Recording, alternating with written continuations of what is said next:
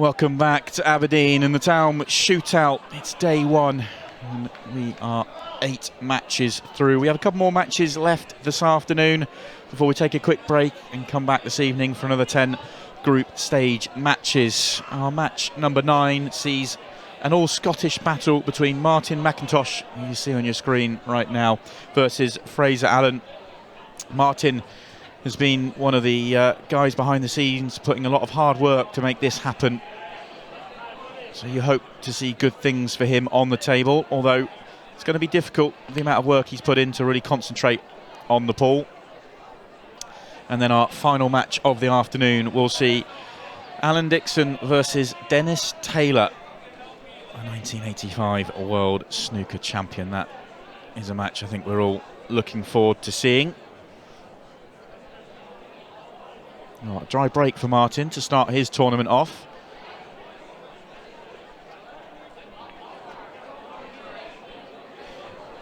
And what an opening split this is for Fraser Allen to have a go at and really get into this match with. Those reds have really opened up very kindly for him.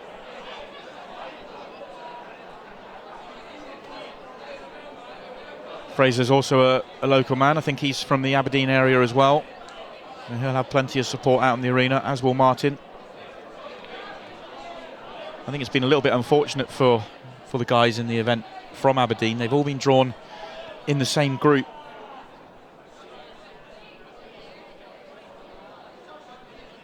Joining Fraser and Martin, Paddy McCarron, who we've already seen win, and Davey Dornan, who we saw lose to Paddy, and then the player not played so far in Darren Matthew.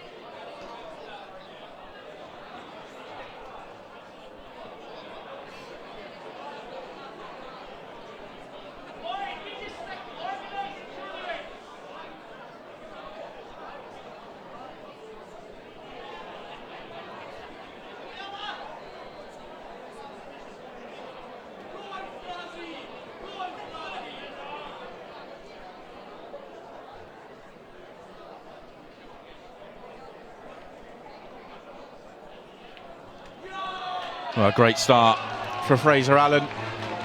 Reverse dish off the Martin McIntosh dry break, and he takes a 1-0 lead in this race to 4. Nothing you can do from Martin McIntosh's side of the table. Has to sit there and wait for his opportunity. Fraser is up and running, and what a way to start. It is his first Taom Shootout match, and he looked very comfortable.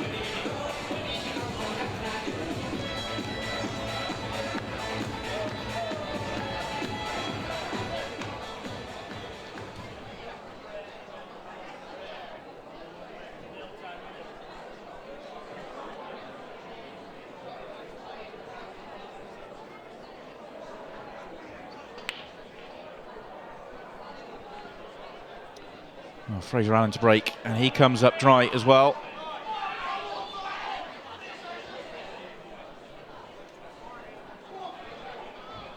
And Martin's going to get an immediate opportunity to return with a chance for a reverse dish of his own.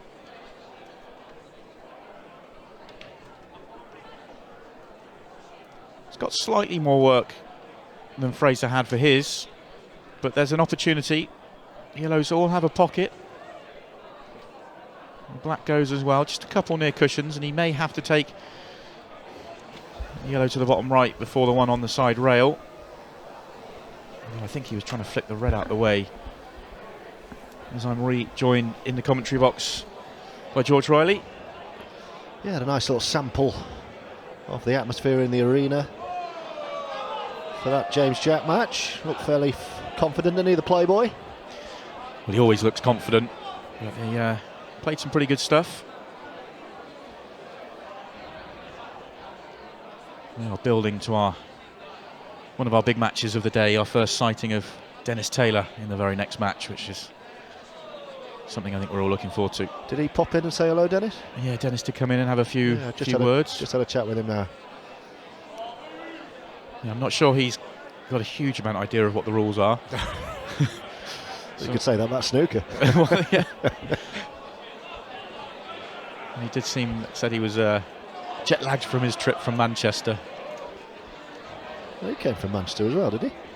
Yeah.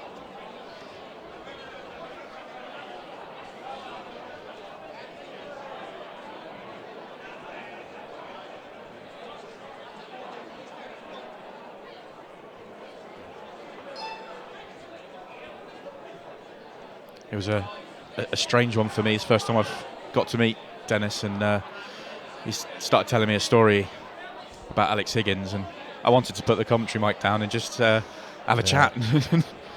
The stories he has. A few years ago, I mean, I've had the pleasure of sharing a commentary box with Dennis at the Crucible Theatre, which is one of those kind of career lifetime ambitions, and he's such a generous co-commentator as well. I'm thinking, as a broadcaster who's never played snooker to any great degree, what on earth can I say here that Dennis can't? What am I going to add to this? But he's such a generous broadcaster. He wants to hear from you as much as you want to hear from him. And recorded a podcast actually with him and Steve Davis a few years ago on the 30th anniversary of the Black Ball final. So that would have been, 2015. And it was for a half hour, I think it was a half hour special, and we must have sat there in a room upstairs in the Crucible and recorded about 4 hours. And I pity the producer who had to put that together. I was just loving it. Yeah, but you would just take it all in for 4 hours, every word he's got to say. Geek, I just wanted to know everything. Dennis obviously loved it, Steve less so. Well, of course. But it was interesting, Steve didn't want to talk. Steve said it wasn't about that black for him. He kept going on about a green that he missed. That was the more important ball, yeah. I don't know if that's just something that's evolved over the years, so he doesn't have to talk about the black, but he says the one that gives him sleepless nights with a green was a green that he should have got, and it would have never got down to that black ball position. I just think all those world titles that he's won, all the titles he's won around the world, and all anyone wants to talk to him about is that final. Yeah. That was a poor mistake from Martin. Already said before you got back to the commentary box, it's going to be tough for Martin. He's put a lot of time and effort in behind the scenes. It's going to be hard for him to play well this weekend. And he's first on tonight as well. I think he's organised a special band for a musical intro. He just said to me, "Can you do the first intros tonight?"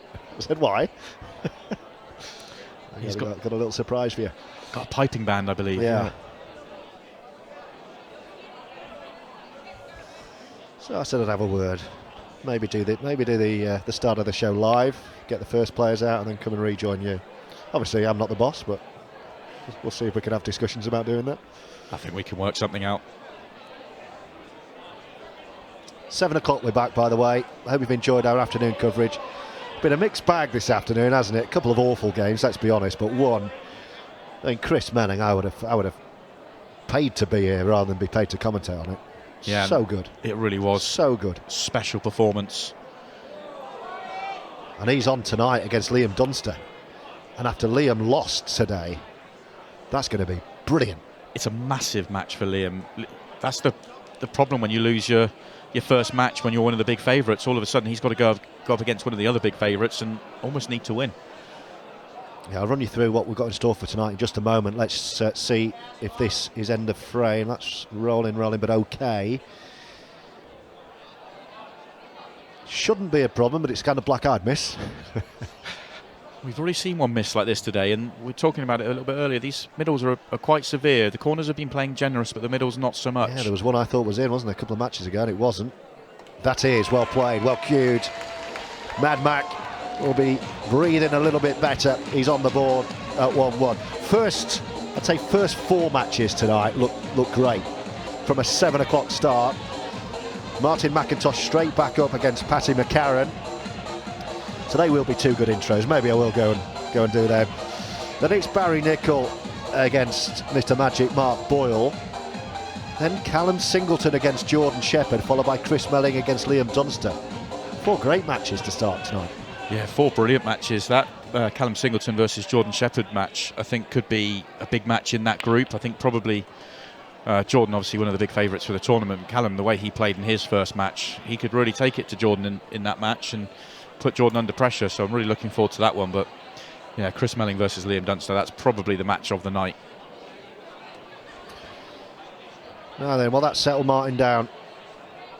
You're right about all the work he's done behind the scenes, and you know, without people like Martin, we may not even have got an event like this on. So fair play for all your efforts, Martin, and such a lovely, friendly bloke along with it. But you're right, he has. I've chatted to him a lot today, and he looks stressed and jaded by it. And he's coming. I came in today, and I'm thinking he might be thinking about his first match. He's thinking about the fact that they've taken one of the tables out, and he's got to accommodate all the extra people on extra seats around the venue. Yeah, the last thing you think about in his situation is the match itself. Great break this, by the way. It really is. And too many other things on his mind. So, you know, if he can get into his match and get into the tournament, maybe he could relax, but it's going to be very difficult for him. He just needs to pick up some points today, I would say, because all the organisation was gearing to today. Everything's set up now. We'll come back tomorrow over 3 sessions. Everything is done. If he can give himself a fighting chance today, good night's sleep, a couple of pints later, and I think we'll see a different Martin McIntosh tomorrow. But he's up and running, 2 quick-fire frames in the blink of an eye. Of course, if you win a couple of matches, that can also just focus the mind a fraction more as well. He might relax in, and all of a sudden he can start to see the quarterfinals. I have to say, this year, I didn't know Martin before this year started, and I'd seen a little bit on social media and bits and pieces, and he's not the person I expected him to be from what I saw on social media. And actually, some of the pool he's played in the shootout, okay, he's not, you know, he's not a world-class player, but he's been really impressed me with some of the pool he's played, and I hope he does go well. I hope he does find some form. Well, I think the last Taom Shootout event, he produced some of his best stuff, didn't he? Yeah, and I think it was the thing that struck me, having met him, one of the earlier tournaments where he won a match and lost second round.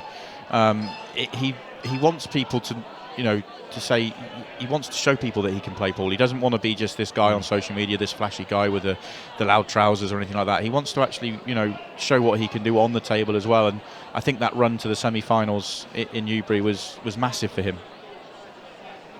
Yeah, I remember speaking to him afterwards, and he said, I feel like I belong here now. I've just been sharing a TV stage with people who've been playing really well, and I haven't been playing really well.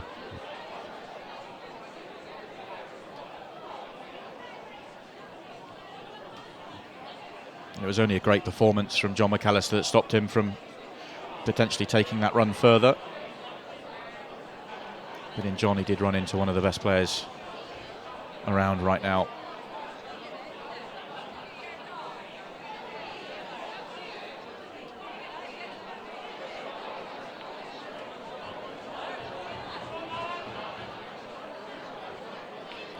How about this? What a purple patch from Martin.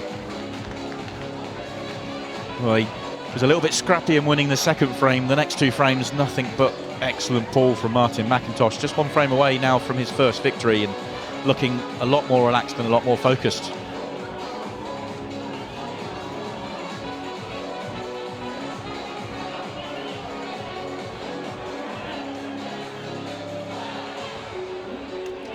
I guess the only thing when it comes to you're as involved in the organisation as Martin's been, when you're at the table, at least you're not going to be interrupted and asked for any to do anything. You can just focus on your 20 minutes. That's your almost your relief.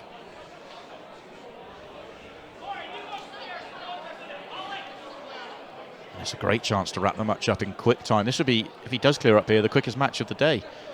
Well, Chris Melling was quicker than this, but other than that. Suddenly he's cueing beautifully. For me, you just got to be careful. The one below the black, it's difficult to tell from his camera angle how much room there is to pop that red and come back out. It's easy to nudge the black to a safe position. You can see there isn't much room to do a huge amount with that red.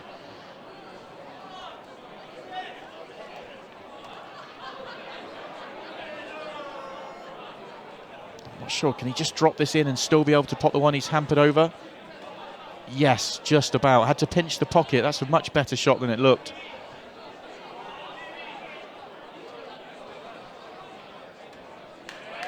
Brilliant stuff from Martin. Well, what a performance this is. Preoccupied, jaded, not a bit of it. Now he can enjoy it. And the Dennis Taylor impression. Well, we're seeing Dennis next. Meanwhile, Mad Max through. 2 group points for him. And after this short break, it will be Dennis Taylor.